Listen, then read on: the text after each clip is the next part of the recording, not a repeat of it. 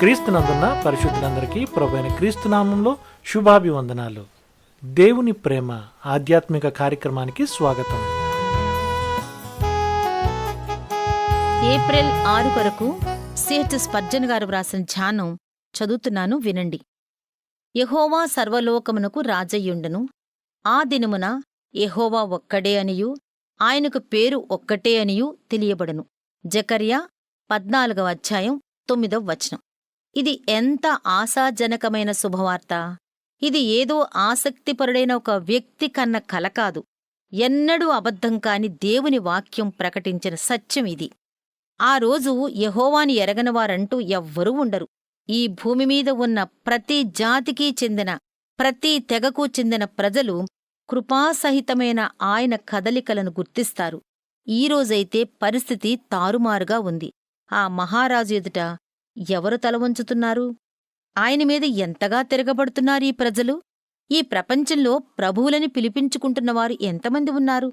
తామే దేవుళ్లుగా పిలిపించుకుంటున్నవారెంతమంది ఉన్నారు?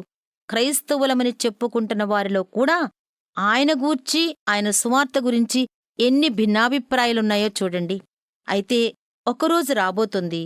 ఆ రోజు ఈ భూమిమీద ఒకే ఒక్క రాజు ఉంటాడు.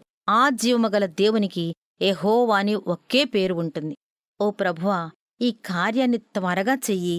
మేము ప్రతిరోజూ ప్రార్థిస్తున్నాము, నీ రాజ్యము వచ్చునుగాక. ఇది ఎప్పుడు జరుగుతుందనే విషయాన్ని మనం ఇక్కడ చర్చించటం లేదు. అది అప్రస్తుతం. ఆయన ఎప్పుడు వస్తాడనే విషయం దగ్గరే మనం నిలిచిపోతే మనం ప్రస్తుతం అనుభవిస్తున్న గొప్ప ఆదరణను పోగొట్టుకోవలసి వస్తుంది. ప్రవక్తల ద్వారా పరిశుద్ధాత్ముడు ఎంత ఖచ్చితంగా ప్రవచనాలు పలికించాడో అంత ఖచ్చితంగా ఈ భూమి యెహోవా మహిమతో నిండబోతుంది. యేసు వృధాగా శిలువలో మరణించలేదు. దేవుని ఆత్మ చేస్తున్న పని వ్యర్థంగా పోదు.